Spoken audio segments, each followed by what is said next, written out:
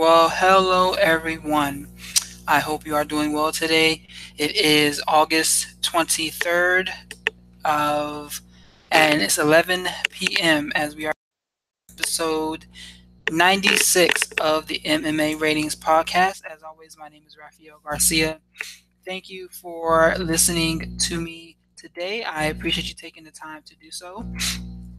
I am going to attempt to get my partner in crime, Schwan, in the show tonight. Let's see if I can do so, because I have not heard back from him today.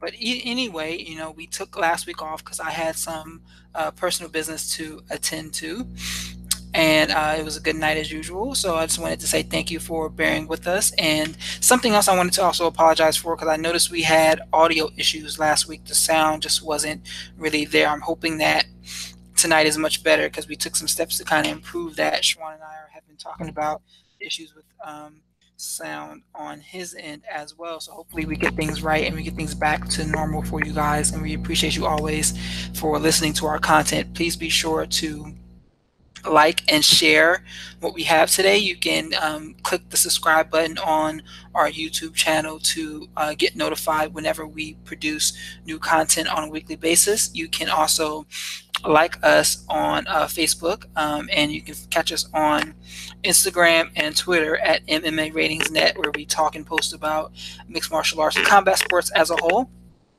But before we go on any further, I want to take a minute to congratulate our colleague, Adam Martin, who announced, I guess a couple of hours ago, I think I may have missed the official announcement, but he revealed that he is going to be writing for SureDog as well going forward. So I wanted to take a minute and say congratulations to Adam for being able to, continue to push himself in the industry and get new opportunities. But Schwan, I see you jumped in there, sir. How you doing? Fine. Can you hear me? Yep. Turn off your camera though, man. You sound pretty good. Turn off your camera for me though. All right. Should be off. Good. So let me get your volume up a little bit. Turn mine up a little bit less there. Okay. So how you doing today, man? Can't complain, man. Just another day, another dollar. That's very true, man. That's always the case here. So as always, man, we got a lot to talk about this week. It's funny because I had 3 specific agenda items planned out for today, but before I logged on, I definitely saw that there was some pretty big fight announcement. Did you see that Tony Ferguson is coming back to face Anthony Pettis on October 6th? I was actually just got done working out a kid for basketball, and I looked at my phone and I'm like, what? When did this get announced? So I found out probably around the same time you found out. I'm guessing it hit probably about an hour or so ago, but it's on the same card as McGregor and Nurmagomedov. So I guess they're preparing for someone to have an issue and potentially fall out of that fight. Well, given the history of these guys, everybody except for McGregor is pulled out. McGregor hasn't pulled out of any fight, but Khabib, Tony, and Pettis have had their careers repeatedly derailed by injuries. Do you think that we are... See, because if thinking about this Conor fight, I am at a point where I am not going to believe it's going to happen until I see these 2 guys in the cage. Do you think the UFC is on the right path by putting this quote-unquote insurance fight on the card as well to make sure that no shenanigans go down? Most definitely. As I said before, the only person out of these 4 guys who has never pulled out with an injury or missed weight is Conor McGregor. He's been the most... I know people like to make fun of him. He didn't fight in 2 years. He fought Floyd. But the fact of the matter is he has not missed weight. He has not pulled out due to injury of any fight during his entire time. He's fought through injuries. As soon as he got healed, he came right back, and he's consistently faced the best during his time in mixed martial arts. He's really the only fighter out of the 4 who you can depend on. Anthony Pettis got hurt a bunch during his title reign and after. Tony Ferguson's been hurt on and off throughout his career. The Nurmagomedov, the less said about that, the less drama we're going to have. He's been pulled out a lot. So make sure you can depend on his Conor.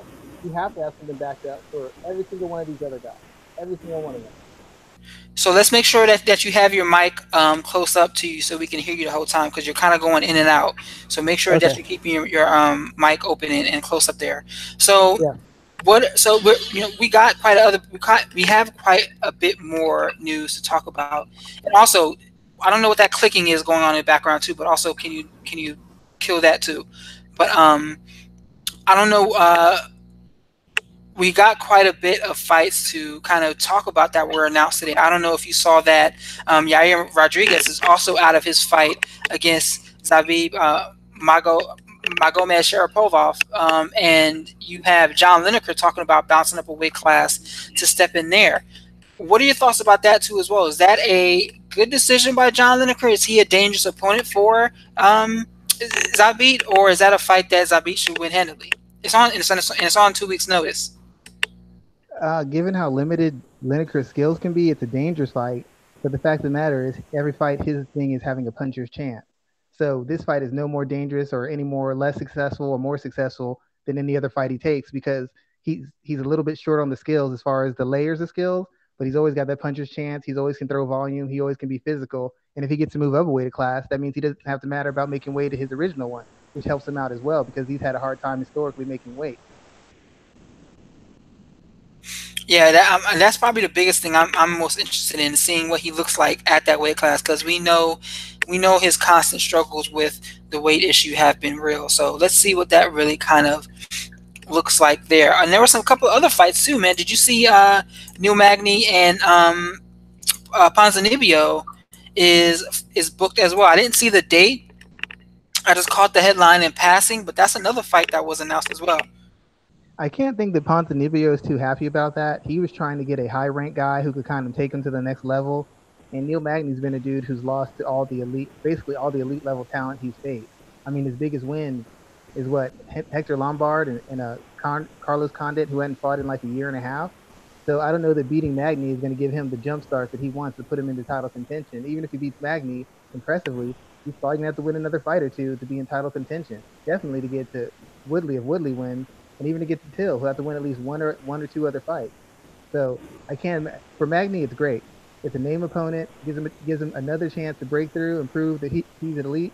But for Ponzinibbio, man, this is kind of a step down, and it's a risky fight. He loses it, he's all the way to the back of the line. Even if he wins it, he doesn't win it impressively.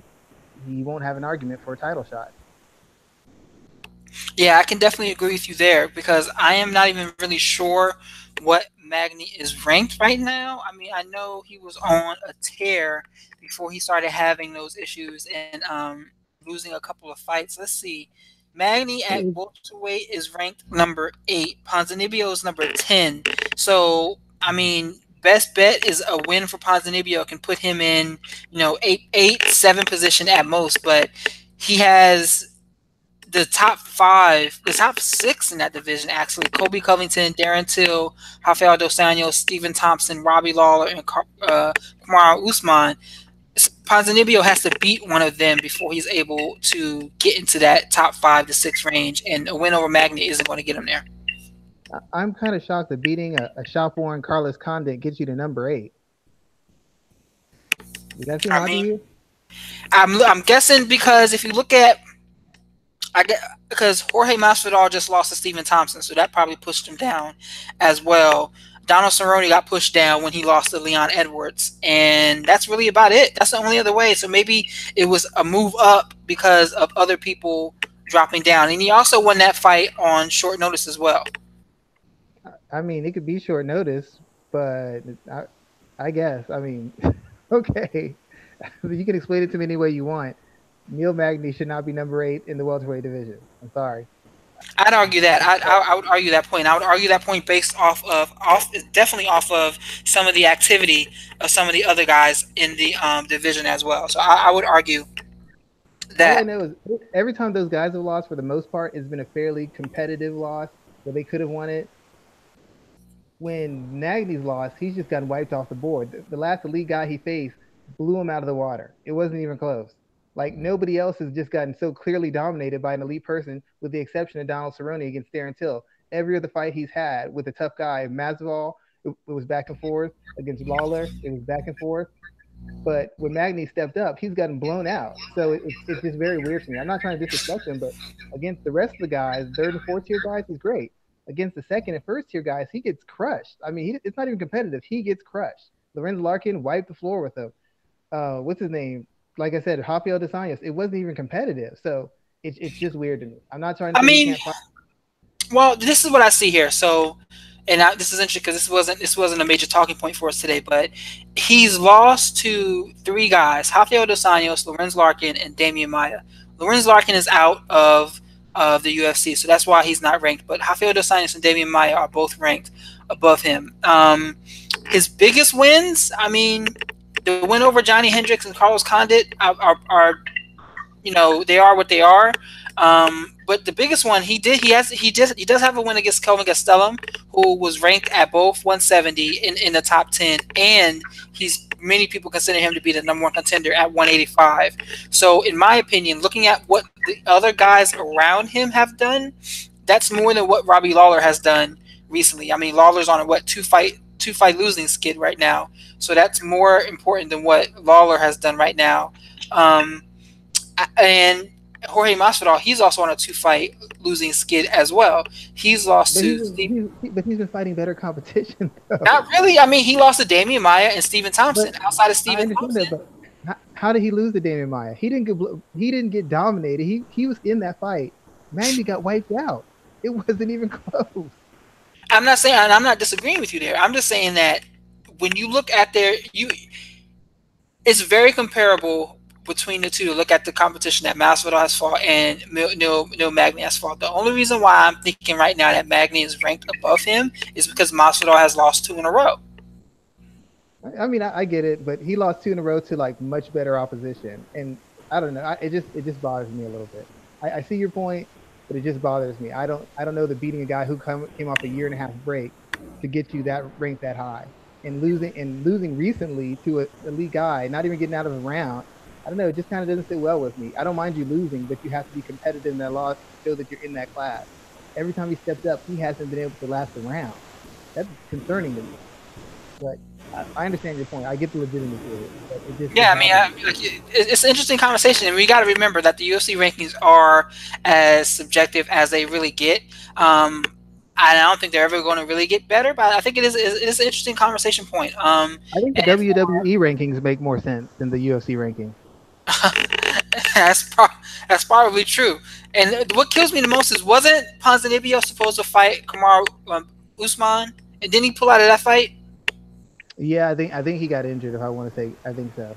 I mean, so this might be potentially be karma as well, because now we got Usman who's trying to find. Nobody wants to fight that man.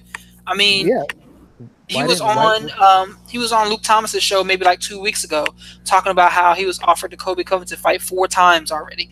I mean, if that's what these guys talk a lot. We don't know if that's 100% true, but if he was offered that fight 4 times and Covington's turned it down 4 times, that says a lot to me. well, if I was his manager, I'd turn the fight down too. Usman's super athletic, and the worst thing is, if he beats you, most likely it's going to be in a way that makes you look ineffective and not competitive. And even if you beat him, it's going to be ugly. So it does nothing to get you any momentum. I try and avoid, if I'm his management, I'm trying to avoid him too. I'm not going to lie. I've had fighters ask me, should I go for this fight? I don't think it's not that I don't think you can beat this guy, but you beating this guy isn't going to be dynamic. It's not going to be fascinating. It's probably going to cost you a ranking. Even though you'll get an important win, it's going to set you back because it's going to be so terribly ugly. And if you lose, it's going to be an ugly loss, not exciting, not developing fan interest. So I understand why they don't take the fight from a management perspective. So I get that, but I wouldn't want to fight him either. The way his last couple fights have gone, are you kidding me? No. Let me ask you this: is Usman the new John Fitch? John Fitch had a half an ounce of athleticism. Yeah, yeah, would be. I mean, he hasn't been as consistent. John Fitch is like run through. John Fitch was so unassuming. He got the big names and he ran through everybody. Usman just seemed so athletic that people were trying to dance around him. Nobody avoided John Fitch. John Fitch just wasn't good enough to get to the top, and he just had to work his way back until he started losing. Nobody wants to even risk it with Usman. People were willing to take a chance against Fitch because he was unathletic and he wasn't a finisher. So even if he would grind on you, you had all 3 rounds to finish him at any given moment. Usman, with his athleticism, it's just hard to find any spot where you can catch him and explode on him. So it's a risky fight, and it's a fight that even if you win, like I said, it'll be boring and ugly. And if you lose, it'll be boring and ugly. It's not going to get you any fans. It won't get you a bonus, and it'll probably cost you a ranking. So I understand why people are ducking him. How come Neil Magny didn't jump up to fight him? I don't So know. let me ask you this. Let's play a little game right now. We have Darren Till and Tyron Woodley about the fight for the welterweight title. Out of Kobe Covington, Rafael dos Anjos, Stephen Thompson, Robbie Lawler, Kamaru Usman, and that's it. Who gets the next title shot? Is it automatically Kobe? Probably Covington. I would think Covington's probably if Woodley wants to make money, Covington's the biggest angle. He came off a huge win. He's got some wins over top guys, Maya, and he got a win over RDA. He was champion. I would say probably Covington. Breaking up a little bit. To do anything. Breaking up just a tad bit. Oh, I'm sorry. Usman hasn't been able to do anything. He's been basically sitting on the sideline. Okay. So let's move on because we had a lot to talk about today. Let's talk about another guy who has an interesting future in front of him, Michael Chandler. Yesterday, it was revealed that Chandler has re-signed with Bellator, a multi-fight deal, and he is no longer a free agent. He's been a free agent since April, and the promotion was actively pursuing him to keep him within their brand. So now it looks like he's here to stay, and that's what he's going to do. And Chandler's always been an interesting person to me because I don't want to say he fights up to his competition, but there are times where he looks like a world beater, and then there's times where he looks like someone who you have to question. And then on top of that, he's probably Bellator's only homegrown talent right now. He's their first. I'm gonna call him their first, because even Eddie Alvarez had cachet outside of Bellator before he became. Will brothers be their first round? Well, who got the titles first? Was it Patricio or Chandler? I don't know. I think Michael got his belt first. Okay. But even still, I feel like has Patricio ever been in any commercials? I haven't seen him any. I remember Michael. I know his team, like his whole team, coaches, management. Bellator hasn't really done him any favors as far as moving him forward. Chandler, as you like to talk about, has gotten that preferential treatment in quotation than some of the other fighters. So because the Pitbull brothers have been on highlights, ESPN, Fox Sports, when they're knockouts, they were back in the tournament days, but they never really got pushed like superstars. I'm not saying part of it isn't their fault. That's why they talk so much now. I know for a fact that's why they talk so much now, to force people to pay attention to them. But when they weren't talking a lot, Bellator did do them no favors. They were pushing Chandler from the minute he came in against Alvarez. They were pushing him hard. They wanted him to be somebody. Yeah, and they've never gotten that same type of rub. So this is why I struggle with the idea that they are their first homegrown kind of like talent. But it's a close race because both of them, especially Patricio, they've done the damn work, and they've been out there doing the thing for the longest amount of time. Yeah, they have been. Trust me, like I'm not telling you what I think. I actually know people in their camp, and I'm telling you the conversation. I'm giving you general gist of this.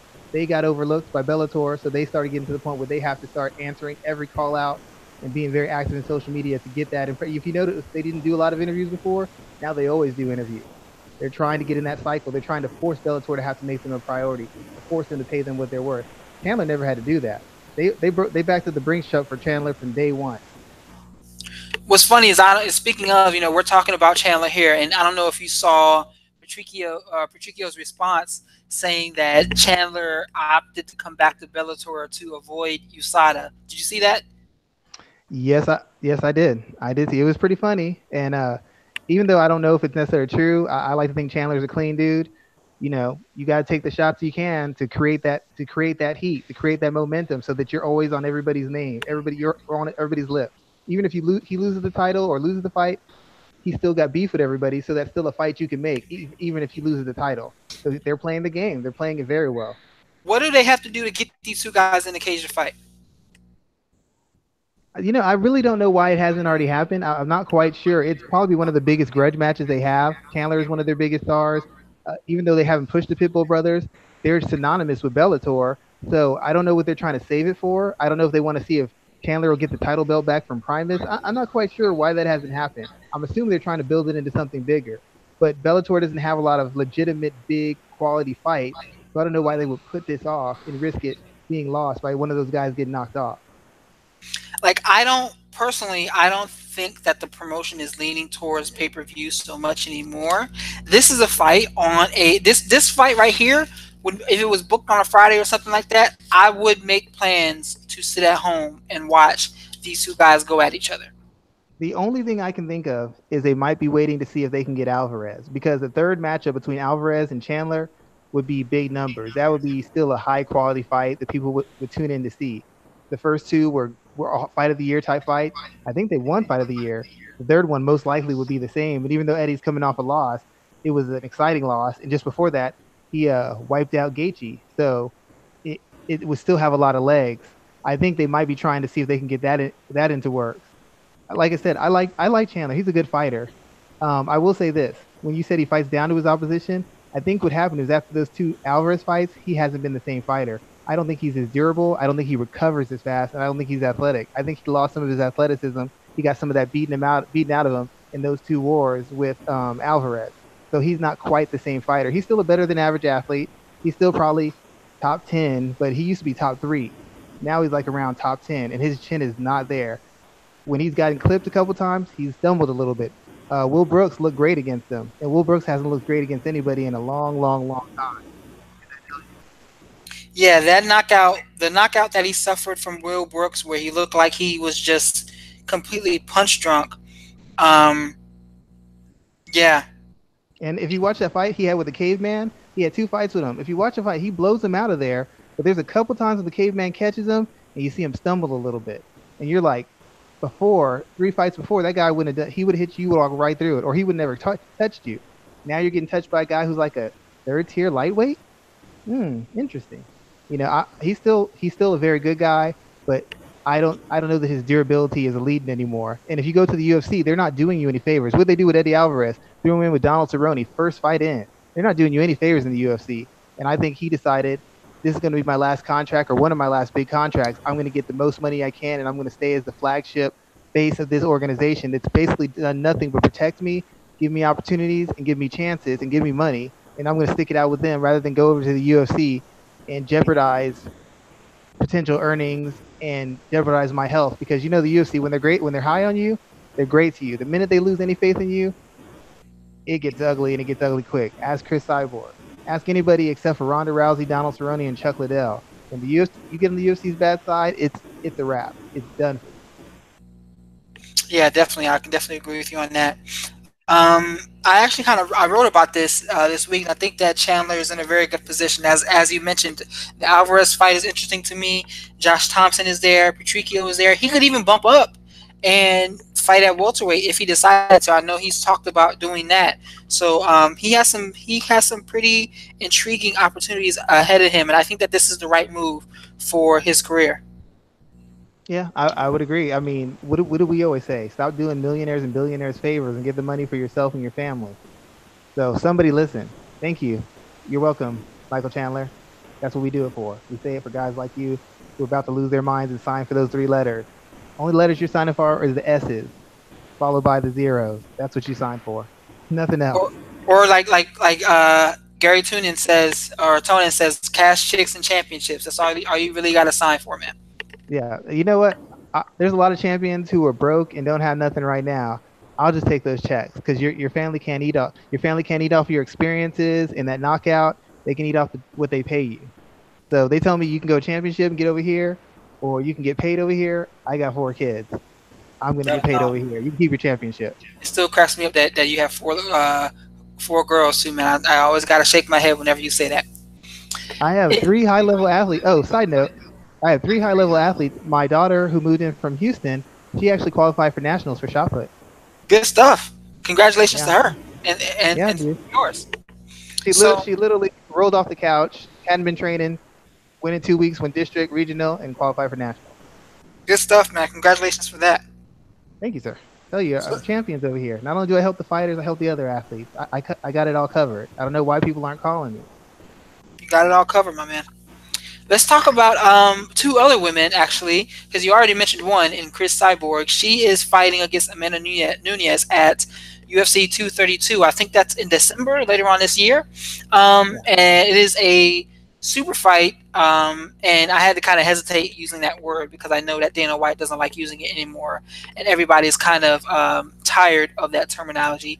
But they are fighting for the 145-pound belt that Cyborg carries. Nunes is moving up, and the bantamweight title will be in limbo for now. But what are your thoughts about this fight here? Because I am just from a preliminary standpoint, I'm leaning Cyborg just from a her ability, especially with her cardio abilities. We've seen Nunes struggle with that, and Cyborg has the tendency to push the pace right from the start. She knows how to kind of play that push the pace or slow it down game. What are your thoughts about this fight here, and what do you think we're going to see at UFC 232? Well, first thing, I really would rather them strip Nunes of the bantamweight title. To be honest, I'm getting tired of titles being held up and interim titles. Like, just dump the title and go up, dude. Like, I don't, I just don't like it. I mean, I know why they're doing it. I just don't like it. She hasn't been dominating enough for me to think that she should hold it while she goes up. I understood why McGregor did it. I understood why DC did it. I don't understand why Nunes is getting to do this. That's just me, though. I would probably go with Cyborg. The thing with Nunes, it's not so much that she doesn't have skills. It's not even so much her cardio. Nunes, all her offense and all her defense, her footwork, her counters, her spacing, it's all based on her being a superior athlete, not fearing somebody else's power, and people fearing her power. That's the initial for everything. Everybody, when they shoot for takedowns, they get a little jittery because they don't want to catch that counter because they know she can lay girls out. Miesha Tate was a little jumpy. Raquel Pennington, as soon as she tasted that power, it was a different fight. People get wary of the power and they give her more respect, which lets her look defensively slicker than she is and makes her look offensively better than she is. She's not that great a boxer. In my opinion, she's a good striker. She's not a great one. If she was a lesser athlete, she wouldn't be as good a striker as she is. Against Chris Cyborg, she's facing someone who she knows can hurt her with any and every shot. So for the first time in her career, essentially, except when she fought Zingano, she's facing someone who, if he hits her, can hurt her and put her away. You're breaking up a little bit. Excuse me. The few times she's been hurt, her whole style has changed. Often when she gasses is when she can't put somebody away quick and when somebody can pressure her, when somebody starts landing clean on her. That's when she starts gassing. That's when she starts panicking. Cyborg can do all those things. In Cyborg, with the new style she has now, a deliberate but aggressive counterpuncher, I expect Cyborg to walk her down and Cyborg to put her away. Nunes is still dangerous, but Nunes is a weight she's never been at, and she's facing somebody who can hurt her back. And she hasn't faced that really many times in her career, and when she has, she's lost. So I don't have a lot of faith that Nunes is going to be able to create the fight and the pace that she wants to beat Cyborg. I don't even know that Nunes beats Holly Holm, to be quite honest. So it's a dangerous fight, but I'm going with Cyborg, and that's just off my initial analysis of it. Yeah, I can agree with you there. I think it is a dangerous fight for Nunes as I mentioned, from a cardio standpoint. She actually did fight at 145. Her first seven professional fights were at that weight class. The last of which was against Julia Budd back in 2011. She made her bantamweight debut against Alexis Davis in Strikeforce. But did she lose 45? Her very first fight, very first fight, she was submitted by armbar in 35 seconds. Because I know she lost a lot. She lost a couple of bantamweight to Alexis Davis, I think. Yeah, she lost to Alexis, Sarah Diallo in Invicta, and Kat Zingano was her last loss back in 2014. Oh yeah, I forgot. The bums that Ronda Rousey was beating, the ones that are pushovers and soccer moms that Ronda Rousey was beating up on, they all beat Amanda Nunes decisively. But Amanda Nunes pretty much retired Ronda Rousey though. No, I'm not saying she didn't, but she said Ronda was a made-up figure beating up on soccer moms, the same soccer moms who stomped you out. Yeah, that's true. I mean, like Alexis Davis and Kat Zingano stopped her via TKO. So I mean, I'm not going to disagree with you there. She was in unconsciousness fight. She quit. She was getting beat up. She couldn't take it. She quit. She was beating Zingano too. I remember that. She was beating Zingano and then she gassed. Yeah, she got tired because Zingano didn't quit and could take some punishment, and then Zingano came back, which is part of the reason I don't think she can do good against Cyborg, because once again, the minute somebody's been able to hurt her or go through her pressure or her explosion, she hasn't been great. I mean, let's be honest. A flyweight in their first fight had her on her hands and knees, were beating her within an inch of her life. A flyweight who's not a big puncher had her begging for life, hanging on for a decision. That doesn't build a lot of confidence in me. And she can control the pace against the Tate and the Valentinas because they're afraid of the power. They don't have the athleticism to match her. She's standing across somebody who's got the athleticism to match her. And to put it simply, the three last people that Cyborg beat, I don't know that Nunes beats them. The three people that Nunes beat on her way up recently, I know that Cyborg kills every single one of them. Valentina, Ronda, Miesha Tate, Cyborg might kill them. I don't know that Nunes gets past Tanya Evinger. I don't know that she gets past Holly Holm. I don't know that she gets past Anna Kunitskaya. I don't know that. Most likely she does. I can't guarantee it, but I can guarantee you in reverse, Cyborg stomps all those girls out. So tell me this: where do you see this fight occurring? Mostly on the feet or on the floor? How do you see it going down? If I'm Cyborg, I actually might try and take it to the floor. Nobody's gonna expect that from Cyborg. They're gonna expect it on the feet. Cyborg is gonna probably try to pressure. She might let her come through a little bit and look to counter, which is gonna be weird because Nunes likes to counter too. So we might get a really slow paced fight. I might expect Cyborg to kind of break it out and take her down. Nunes has been taken down by lesser athletes. She's never really had a big, strong girl get her hands on her. And I would fully expect Cyborg to kind of mix it up a little bit to throw Nunes off. Because Cyborg, from what I know of her camp and the people who train and seen her train, she really does train everything. And she trains at a very high level in the grappling, the wrestling, and everything. She just doesn't have to break it out. I would expect her to break it out for Nunes. Because if you make Nunes get into those grappling exchanges, like those same clinches that Holly Holm had Cyborg in, those would have gassed Nunes. Nunes wouldn't have had anything left after those. Nunes would have got walked down. I can guarantee you that. Cyborg's prepared to go in grappling exchanges on the feet and on the ground. If I'm Cyborg, I actually exchange with her a little bit, get her to commit on a counter, put her on her back, start laying the lumber, and watch her fold her up like a chair. Yeah. So let me ask you this: if you remember a lot of the shots that Cyborg was taking from Holly Holm, do you think that she can take those same type of shots from Amanda Nunes? I think she can take them, but the thing about it is, I don't think Nunes is going to be brave enough to fire them off. Nunes, I don't know that Nunes is cardio so bad, but she's basically fighting like Tyron Woodley now because she works with Dean Thomas. Dean Thomas has got her to the point where she's neutralizing what you do and exploding in these spots with counters to put you away. I don't know that she can back Cyborg off. And even if she exchanges with Cyborg, Cyborg's going to hit her just as hard as she hit Cyborg. I think Cyborg's more prepared for it. I don't think that she's like Holm. Holm, you have to choke out. Holm, you have to knock out. Holm, you have to beat the fuck up. Nunes isn't that girl. You don't have to beat Nunes the fuck up. I don't believe that. I believe if you put a little bit of pressure and put her in the right spot, Nunes might fold up on you. Holm wouldn't. Holm was in a chokehold. She went out. Holm's getting beaten on the ground. She's going to fight until she can get out, or she's just going to get beat half to death.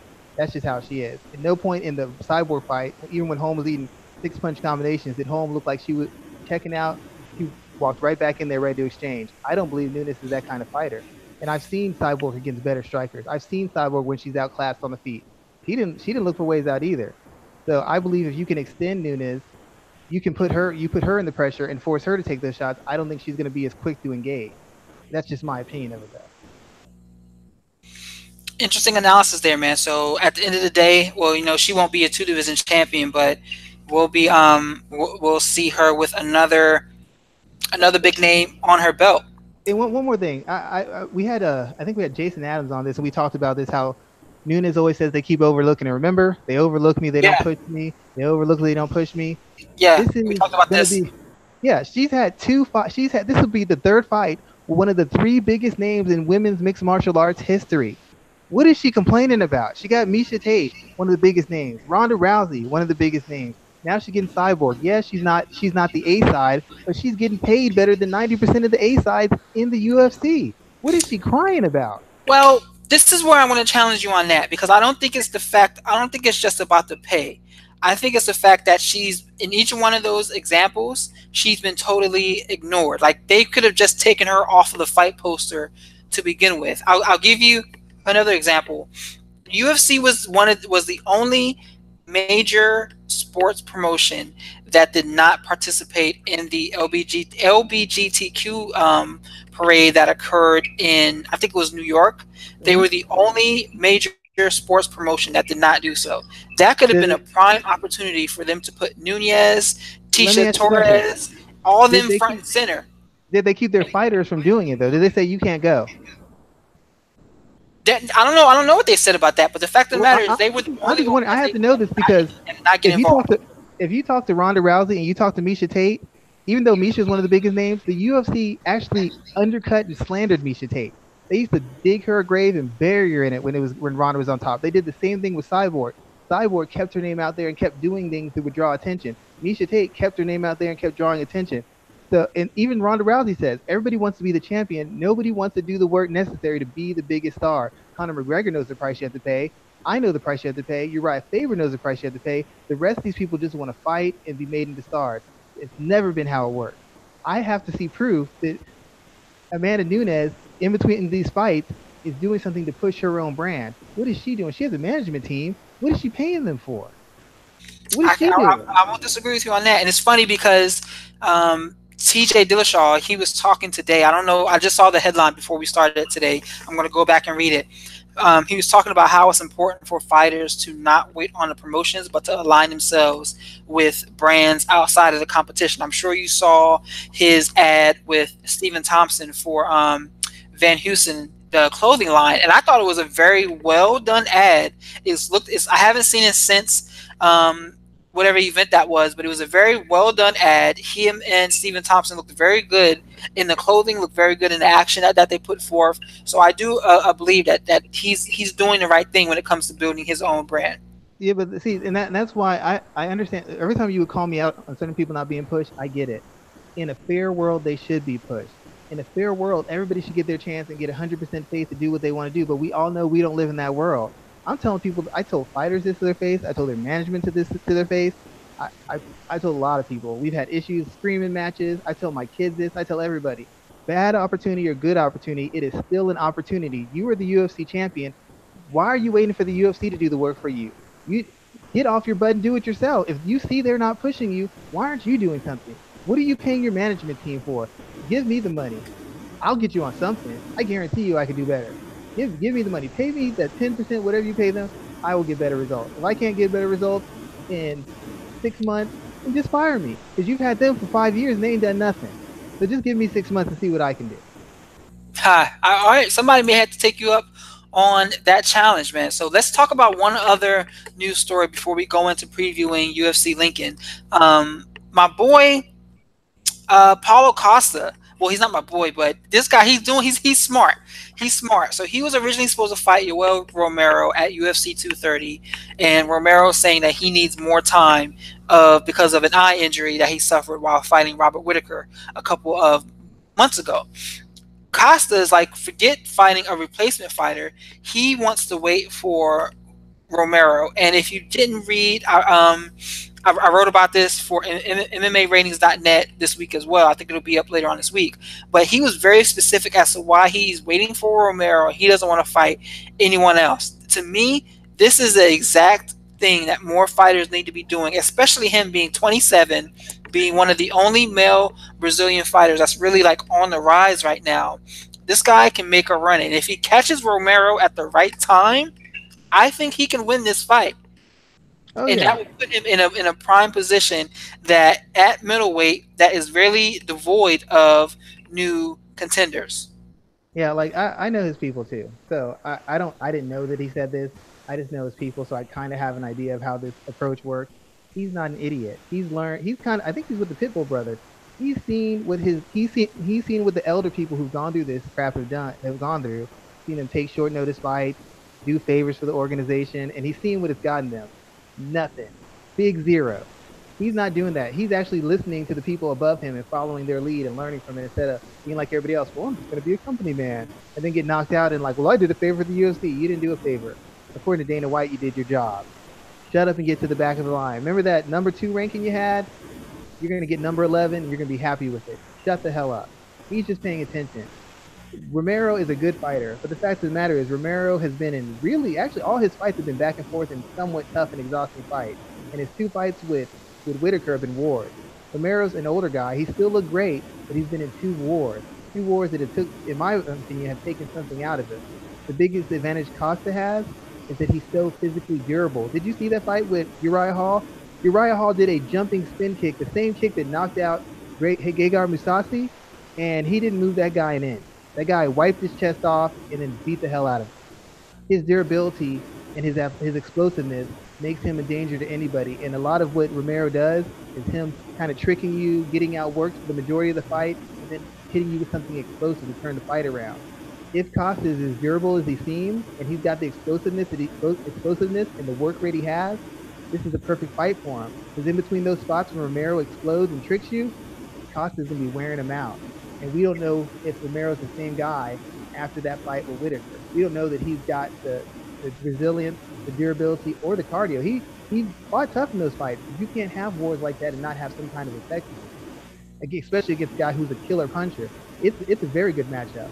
It's a very good matchup, and the one advantage that Romero usually has, which is his durability, his explosiveness, his overall athleticism, that advantage doesn't exist as much against Costa. Costa is probably comparably explosive, comparably strong, comparably durable. So it's not going to be a one-shot that knocks him out. You're not just going to be able to sneak him in and explode on him and turn the fight around. You're going to have to fight. He's going to make you fight all 3 rounds. And if you can't fight all 3 rounds, there is going to be a problem. This is a very good fight for him, and it's a fight that even if he loses, does not do anything to hurt his reputation. It makes him look like, he's created an instance where you can't question his courage or his gut. Kind of like when McGregor said, I'm not going to defend the 45 belt, I'm going to challenge Raphael dos Anjos. People are like, he's scared of Frankie Edgar. He's going up a weight class to fight the baddest man in lightweight. He's not scared of Frankie Edgar. You couldn't even say anything because you're like, this is what Costa's doing. Adesanya, White. You're breaking up a little bit. You're breaking up a little bit. Nobody below him can call him out because he's fighting essentially the number 2 guy in the division, and he's waiting for him. So you can't say he's ducking me. He's not ducking you. He's waiting on the number 2 guy. He's not scared of anybody. It's perfect matchmaking. It's perfect mindset. He's wise beyond his years. He understands the game, which a lot of veterans still don't. I mean, it's an amazing fight. I was excited when it was first announced, and I'm willing to wait for it. If it means we got to wait 2 more months, then let's wait 2 more months. Let's put it on that card, that New Year's card in January, and let's make it happen, because that's something that this is a right type of matchmaking that should be happening in the UFC. I'm a big fan of the younger fighters coming up and pushing the and I'm using air quotes, the older fighters out of the way to get their opportunities. I do not want to see younger fighters cannibalizing one another, because we don't know what that could do to them over the long term of their career, at least not early. And there was rumors about Costa and Israel Adesanya fighting. I didn't like that fight happening so soon. This is the right path to me, and I hope that he does wait, and this is a fight that we see in the future. Yeah, more guys need to, I don't know if they need to be better with their money or just smarter. More people need to be able to sit on the line, sit on the sidelines, and just wait. If nothing else, look at Tyron Woodley. He won a big fight, sat on his ass until a title fight was given to him. Too many guys are in too much of a rush to be on the UFC's good side. You're doing billionaires favors, man. Stop doing it. Look out for yourself, because as soon as you lose or you're not popular anymore, they don't care about you. Stop trying to do billionaires favors. It's dumb. I don't lend millionaires money. Hey, man, you got 50 cents? No. You're worth $10 million. I don't care if you don't have it now. Go get it somewhere else. Funny. That's funny as hell. So let's talk about this weekend. We have a card that isn't getting much pub. It's coming off of a lull in UFC events. It's been kind of quiet. But UFC Lincoln is a pretty interesting event. We have Justin Gaethje and James Vick as the main event, number 7 and number 10 in the in the lightweight division. We have Michael Johnson and Andre Fili, which is a really intriguing fight when you look at what's available for Michael Johnson. Adam Martin wrote about this for the site this week. I think it went up on Monday, so everyone should go check that out. Angela Hill versus Courtney Casey Sanchez.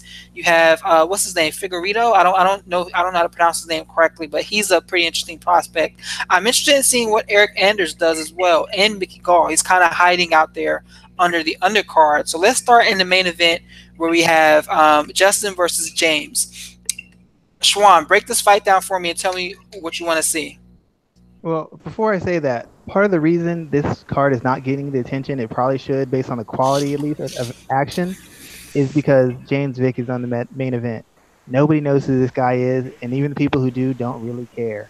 And also, if they really did, because now MMA is under this microscope now, you know the guy in his corner has some issues in his past that could really look bad if this guy ends up challenging for a title. We all know this, right? We know about his issue with, I don't know, women and some of the problems he's had. Ooh, James? The guy's in his corner. I forgot the guy. Lloyd Irvin. Yeah. Yeah, I'm not gonna touch on that. I'm just saying, now that everything MMA related in UFC gets blown up on ESPN and other things like that story with Angelique, all the stuff that comes out now, this could be problematic moving forward. Just something to look forward to. As far as the fight going, it's really going to come down to this. Vick is probably the better. He's shown the better all-round mixed martial arts skills. He's longer. He's a better boxer. And the thing that's killed Justin Gaethje in his last two fights, actually has killed him in his entire career, is a guy who knows how to cut angles, pivot, and use a balanced boxing attack, jabbing, body-head combination, countering to the body, stepping off, check hooking, moving around the cage, walking him into shot. Vick is very capable of doing that. Vick has a length, and he's got an all-around striking game where he could kind of take advantage of some of the mistakes Gaethje makes. Because Gaethje, even though his defense isn't terrible, he puts so much pressure, he's going to get hit. It's like Max Holloway. You can't apply that much pressure and not get hit. So you got to either be able to have durability, and even if you're super slick, you're going to get hit. I'm sorry. It's just what's going to happen. The problem I have with Vick in this fight is Vick, every time he's kind of stepped up, he's gotten crushed by the better guys. Beneil Dariush isn't an elite guy. He crushed him. Michael Chandler, not an elite guy. Crushed Vick. I know it was years ago, but if we're going to give you credit for all your wins years ago, I'm pulling your card on all your losses. And one thing that Vick has always been vulnerable to throughout the history of his career is big right hand. And he's always started slow. Watch his last couple fights. The guys, Joe Duffy was putting it on him early. Trinaldo's putting it on him early. A couple other guys were putting it on him early. I don't know that if he lets Justin Gaethje get started early, that Justin Gaethje won't finish him within a round or two. Because Justin Gaethje isn't like these other guys. Justin Gaethje won't get dissuaded when you land a good shot. Justin Gaethje isn't going to take a backward step. You have to push him back. He's not going to back off. You're not going to scare him off. You're not going to get him to get tired and stop throwing. He could be dead tired. He's still going to throw. He's the kind of guy he's not going to beat himself. You have to. And I don't know that James Vick, not Michael Vick, has been in against a guy and force him into a brawl and not let him get out of it. That's the biggest question. Can James Vick maintain his poise, can his durability, and his skill hold up against a guy who's not going to let him out technique his way? You're breaking up a little bit. You're breaking up, son. You're breaking up. Sorry. Will he be able to hold his poise and his technique against a guy who's going to force him to fight? Justin Gaethje has fought two of the better and more experienced guys in the lightweight division. Everybody he fights has to get into the kind of fight that he wants them to fight. They have to beat him at his fight. I don't know that James Vick can beat Justin Gaethje at his fight. And I know it's going to be Justin Gaethje's kind of fight. Justin Gaethje won't give you any other choice but to fight the fight he wants. So this fight really interested me when it first broke. Because who was Justin originally supposed to fight? Alaquinta. Oh, Alaquinta, correct. That's right. And I don't know if you saw his comments about why he's decided not to fight. They're absolutely hilarious. I mean, Raging Al Iaquinta is becoming my favorite fighter who doesn't have to fight. Just put a microphone or a camera in front of him all day, every day, and I would listen to that 24/7. But you know why I respect that dude? Because everybody else complains and they keep on fighting. He complained and he got another source of income. He said, whatever. I'll fight when I want to. I can make money over here. Everybody else is like, pay me more, pay me more. Should they pay him more? Yeah. You don't like it, get yourself another source of income so you can tell him I'll fight when I feel like it. He's the only guy who backed it up, him and Leslie Smith. Everybody else just talks really loud. So I respect him immensely for putting his foot down and backing up all that talk. I mean, he really did. And he's got bars, dude. He should be a battle rapper. He's dropping bars in the UFC. Killing them. So let's get back to this fight here, man. How do you see it going down on Saturday? I really see it one of two ways.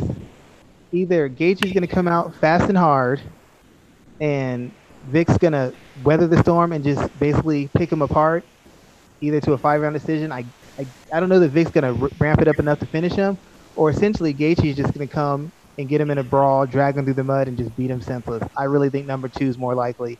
I haven't seen Vick dominate even against second and third tier guys. He always gets in trouble in almost all of his fights. In most of those fights, he can bully guys and intimidate them.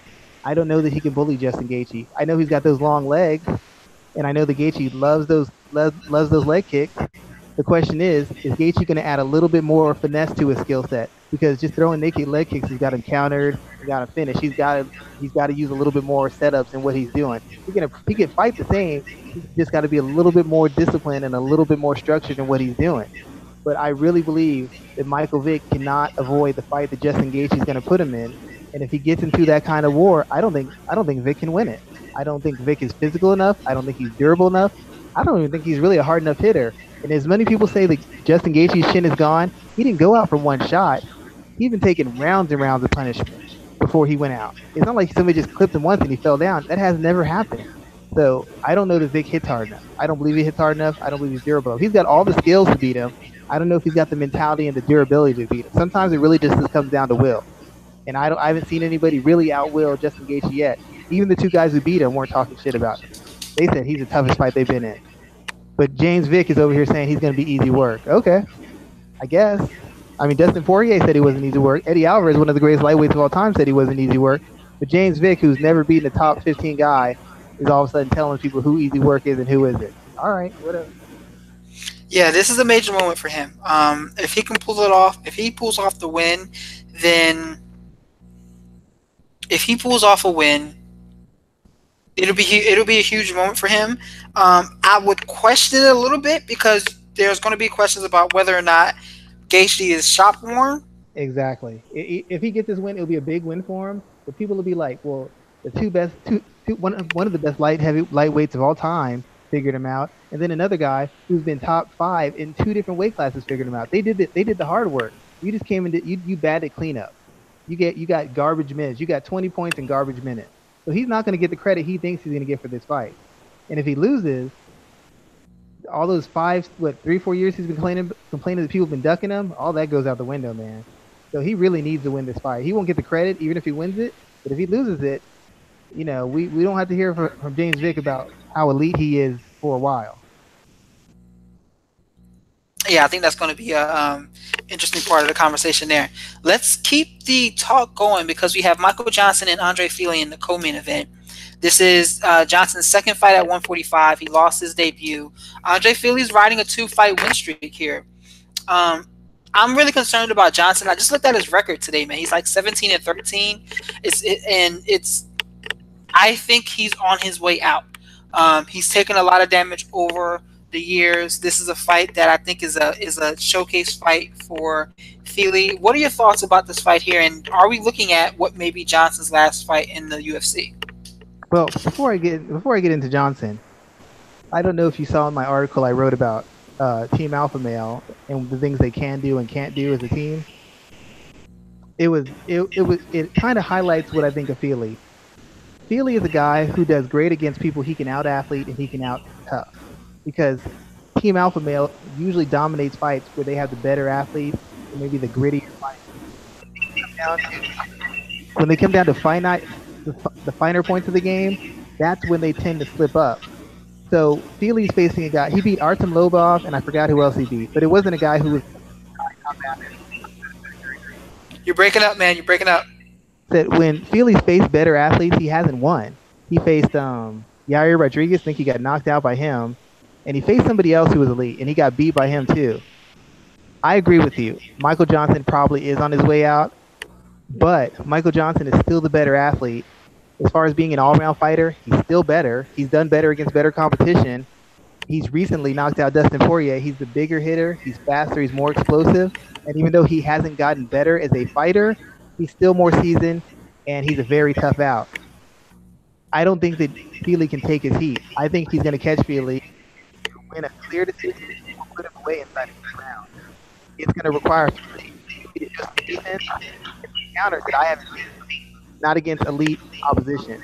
And Michael Johnson's the closest thing to elite he's faced in his career in the UFC. Well, didn't he face Almeida too? I guess Almeida's not elite anymore. What's happened to him, Thomas Almeida? I think he's on 2 or 3 fight losing streak, all knockouts. Almeida's biggest issue, he can't take a punch. When you clip him, he kind of goes out. Michael Johnson isn't the most durable fighter, but he's a guy you have to put away. I mean, even though he lost against Khabib, he took a savage beat and he didn't tap out. He took a hell of an ass whoop. Yeah, he did tap. Oh, excuse me, when he got submitted, but he wasn't tapping out. He didn't just quit from strikes and cover up. He was fighting the whole way out. When he fought Gaethje put him away. He took a severe fight. You have to put Johnson away. In every fight Johnson's lost, in the first 2 rounds, he's done a lot of damage. So the question to me is Fili tough enough to take what Johnson has, and is he skilled enough to ride it out and put Johnson on his heels and take the momentum and take the fight over? I haven't seen Andre Fili do that. He didn't look great against Artem. I haven't really seen him look great against anybody. So the question is, in the first 2 rounds, can he totally wipe out Michael Johnson? I don't think he can. I think Michael Johnson should get the first round or 2 and be able to at least hang on to a decision. If Michael Johnson loses this fight, he needs to look into retiring. He should not be losing to guys like Andre Fili. He's only lost to really the best guys, Gaethje, Diaz. Who else has he lost to? I guess Dariush was at least a top 15 guy. Losing to Andre Fili is pretty much the low point of his career, and where he needs to either think about going to a smaller organization or retiring from mixed martial arts. Yeah, man, that could be scary to see if he takes another bad loss here. What would a win on Saturday do for Fili? A win for Fili is probably his best legitimate win in his career, but just like James Vick, it won't give him as much credit because the book's already been written on Michael Johnson. He's not a really good grappler, especially not off his back. He's not really all that great of a striker. He's more of an attribute striker, and he's the kind of guy who explodes but tends to gas if he can't put you away quick or he can't do enough damage to sit on a lead. So the way to beat Michael Johnson is clearly written out for him. Other guys have done it. It's just a matter of can he execute. So even if he wins, he will not get the credit he deserves, and it really won't do a lot for him in the featherweight division because Michael Johnson already lost his first fight in the featherweight division to another team alpha male guy, Darren Elkins. So it's not going to do a lot for him.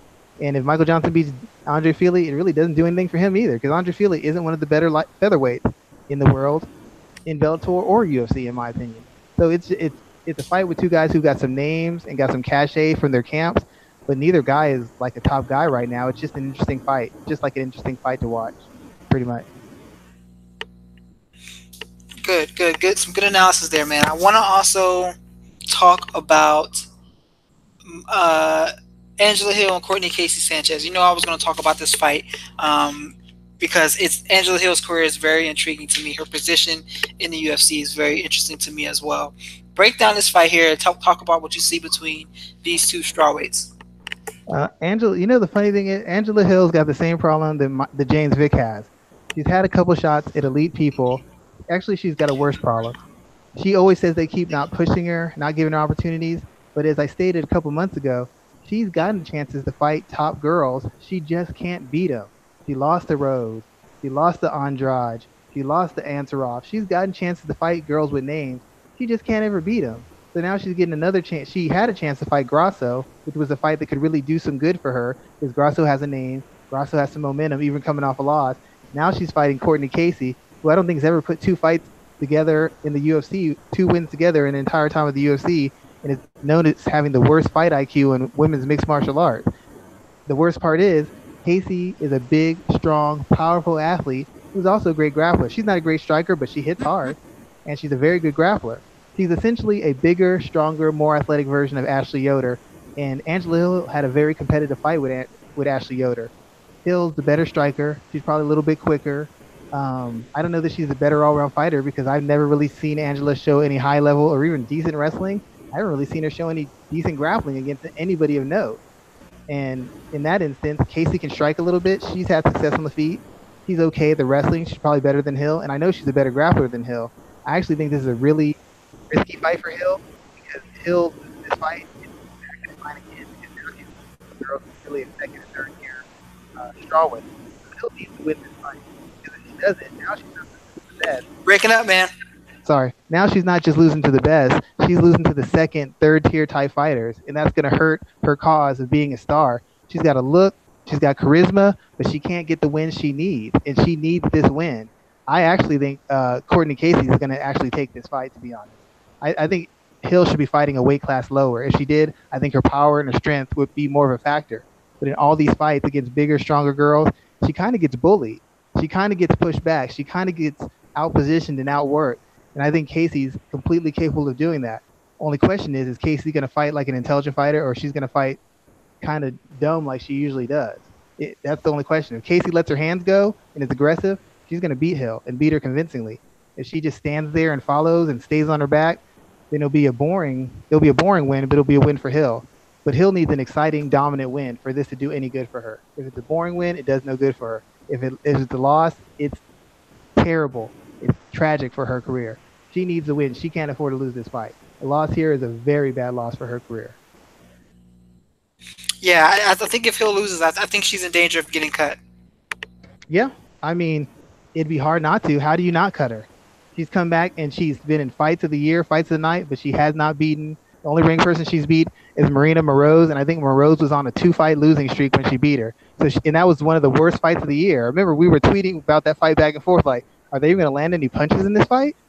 So she hasn't had a lot of really good performances recently, and she hasn't won when she has performed well. She needs to start putting wins together, and she hasn't been able to do it. And like you said, if she loses, most likely she's on her way out. She might get one more fight, and then she'll be on her way out. But she's right on that edge, and she can't afford to lose this. Casey really can't afford to lose it either. But Hill's the one who has the star potential, and like I said, if she loses this, I fully expect her to be getting her pink slip within the next 6 months. Say that last part again.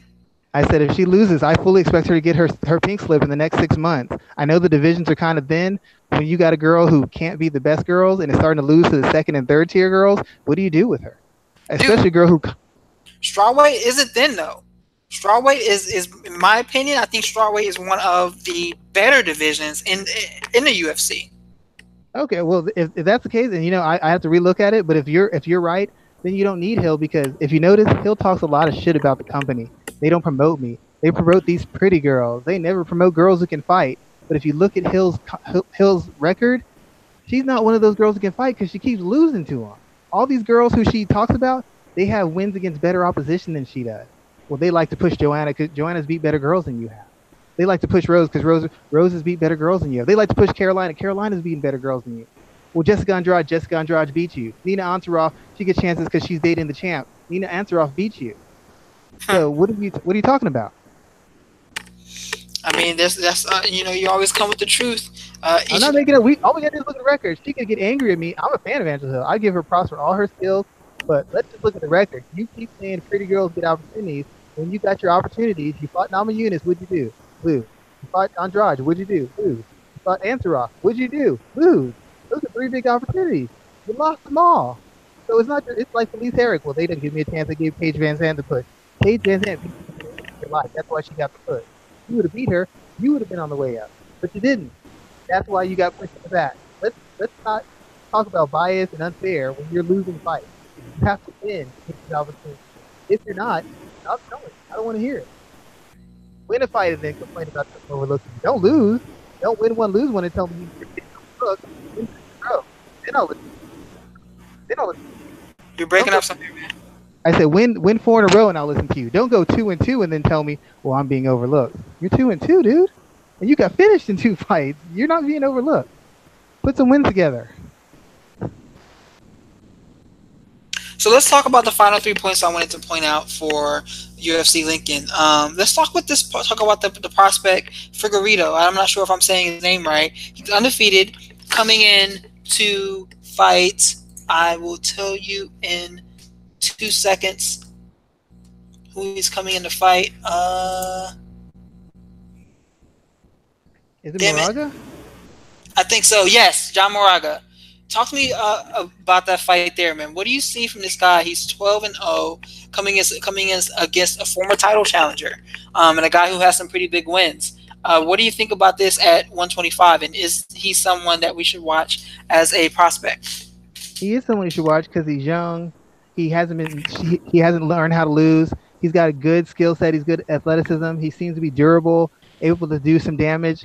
The problem is he's getting put against a guy who has never been a top-end athlete, a guy who's gotten by on cardio and durability, but who hit a wall with that early on because he wasn't a good enough athlete, and as a result, had to restructure his game and is now one of the better technicians, better craftsmen in this division.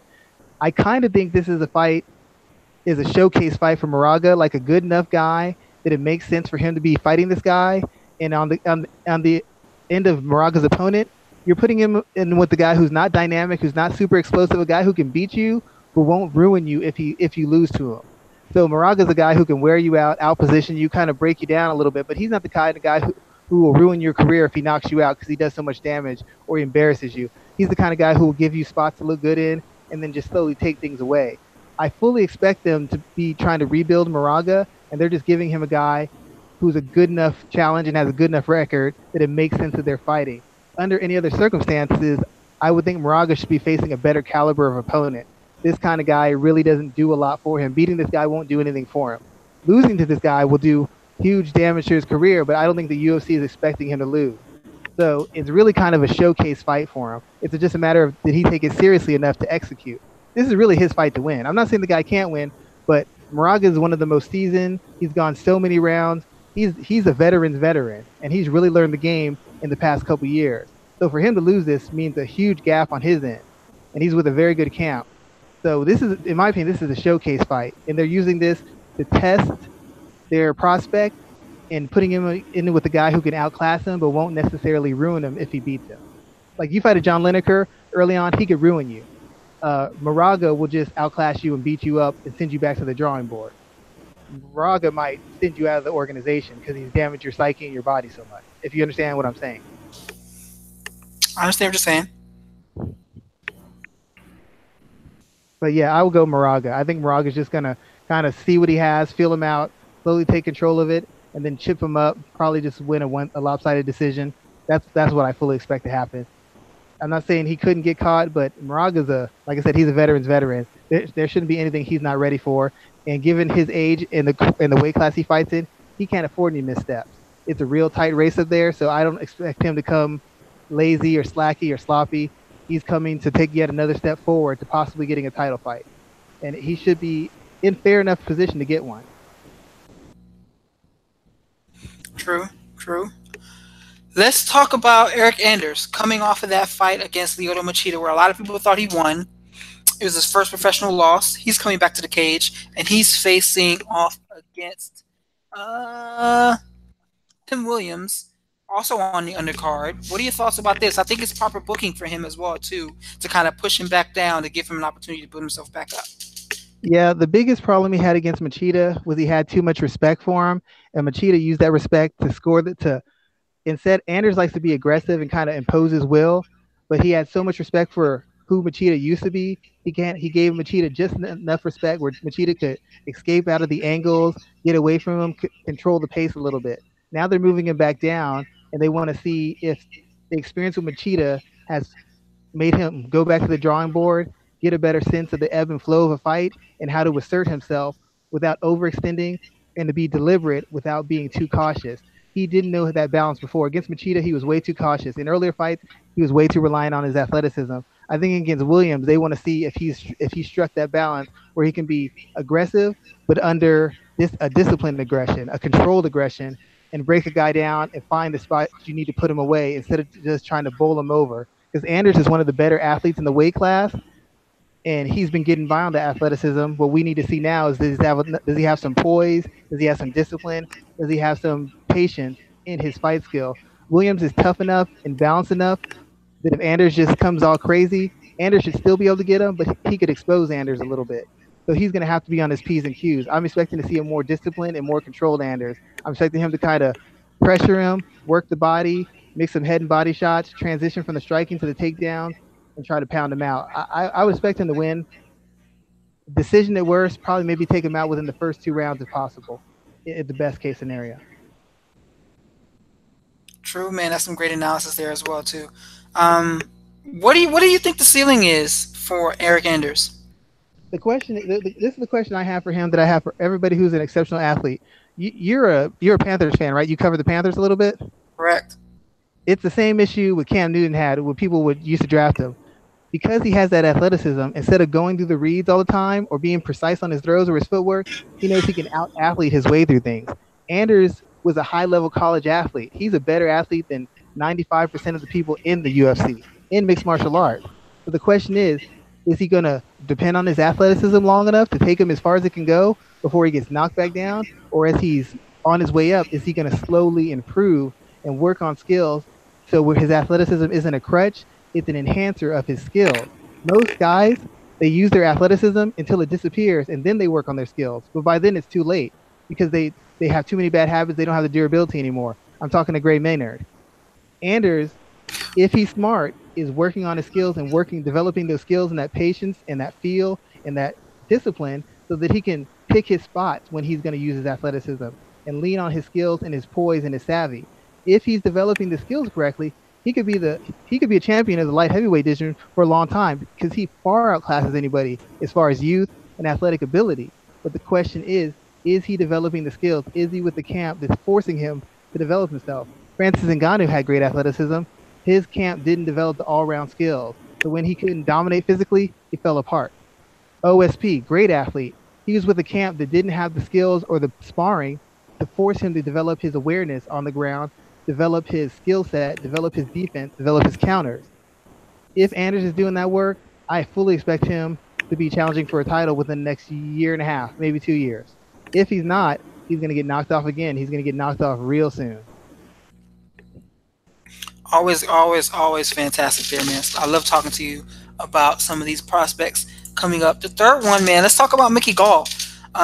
Mickey Gall is hiding away. Currently, he is the fourth fight on the card, fighting George Sullivan. Mickey Gall 4-1. He's defeated Sage Northcutt, defeated Mike Johnson, defeated CM Punk. Is he being groomed in the right way? Because his opponent is 17-4, coming in with a lot of experience. What do you think about this fight for Mickey Gall? In my opinion, they're both the same fighter. They're just at different ends of the spectrums. Mickey Gall is a guy who's young, who's coming up and developing his skill set and expanding his skill set. Sullivan's a guy who's already kind of got an established skill set, and now he's getting by with durability and veteran savvy. That's not being technically sharp. That's just knowing all the little tricks and the little ways to, some guy starts landing on your ground, how to tie him up a little bit, how to create a little bit of space, how to bait him into a trap so that you can get the takedown. Just little things that veterans know. I think Sullivan's on his way out. I think he's hit his ceiling athletically. I think he's hit his ceiling as far as his durability. It's now starting to recede. He's not as durable as he used to be. So essentially, he's a fairly one-dimensional fighter with some acceptable striking, with really bad defense, some decent wrestling, but his wrestling is not as good as he used to be because he's not as athletic as he used to be either. So he doesn't make the same commitment to his wrestling. He's a good enough grappler to test Gall, but I think Gall can extend him, and I think Gall's a good enough athlete that he should be able to get to him on the feet. I don't know if Gall's defense is right there, but Sullivan's is probably at this stage easier to hit than Gall is. He's not as young. He's not as energetic. He's on a losing streak. So I really think Sullivan's on his way out, and they're using this as an opportunity to get Gall some experience against a guy who's legitimate, who can test him, who can see who can test the improvements that Gall needs to make, because Gall's been exposed a little bit as far as his striking, his defense, and his transitions, and the wrestling and grappling.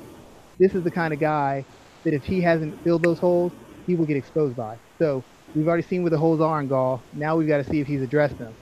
I think he has, and he should be able to get Sullivan out of there. Sullivan's on the tail end of his career. Sullivan was on the top in the regional area when Gall was coming up. So now Sullivan's on his way out. Gall's still in kind of holding position, and it's a crossroads fight. If Gall loses this fight, it's not over for him, but it says that he really has a lot more work to do than we thought he had to. Yeah, and I think I like how UFC is taking a slow pace with him. I think they're going to continue doing so, and I'm hoping that he continues to grow in the sport, kind of the way Roy McDonald grew. You know, Roy was kind of he wasn't thrown in there the same way that Mickey Gall was, but he had the opportunity to really grow into something that we see today. So we'll see what happens with him in the Yeah, future. What are your final thoughts on according to UFC Gall, Lincoln? he moved out of he switched camps. He's expanded his camp a little bit, so that's a good sign.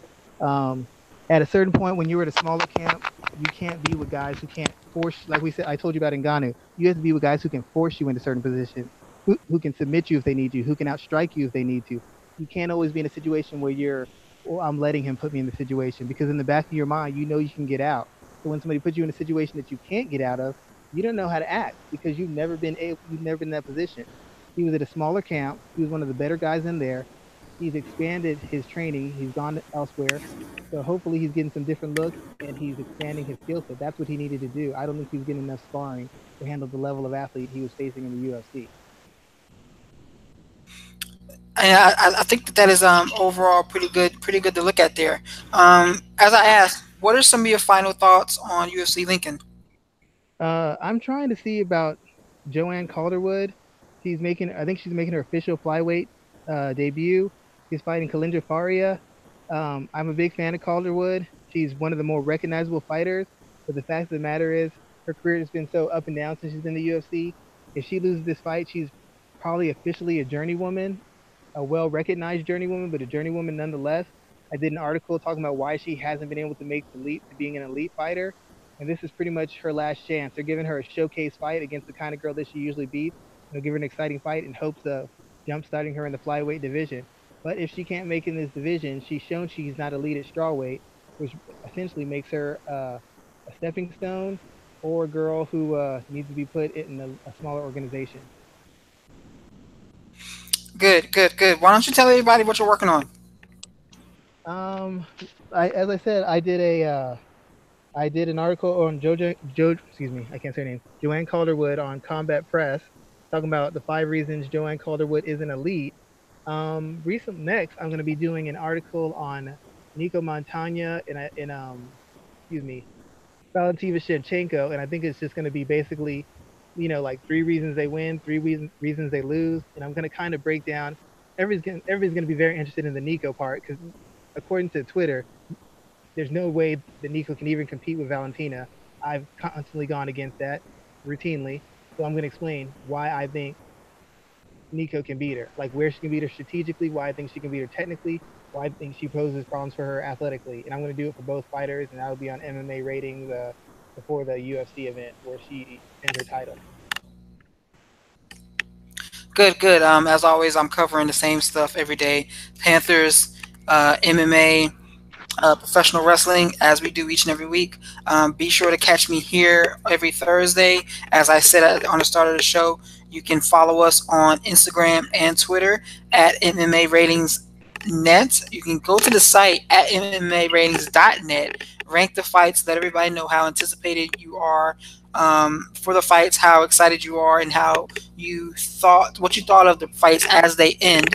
Use the star system there to rank the fights. Schwan, let everybody know where they can find the podcast.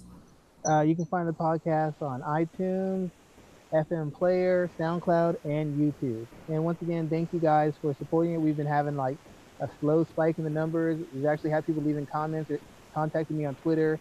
We got a couple of fans who really like what we're doing. They like how much we cover. They like the aggression and the honesty. Because, a lot of people are kind of funded by bigger corporations. They have to watch what they say. We don't have that problem. We can say what we want. We're our own bosses. So a lot of people like that. I've got a lot of compliments for you, Raphael. They said they like how you rein me in because I start going on these tirades. So people notice it. They appreciate it. And we just thank you for listening. And we're going to have even better episodes. And we will be having some very good interviews for y'all coming out very soon. Cool, cool. So with that in mind, man, everybody catch us next week. And we'll be back to talk all the action. All right, so you take it easy. Have a good night, everyone.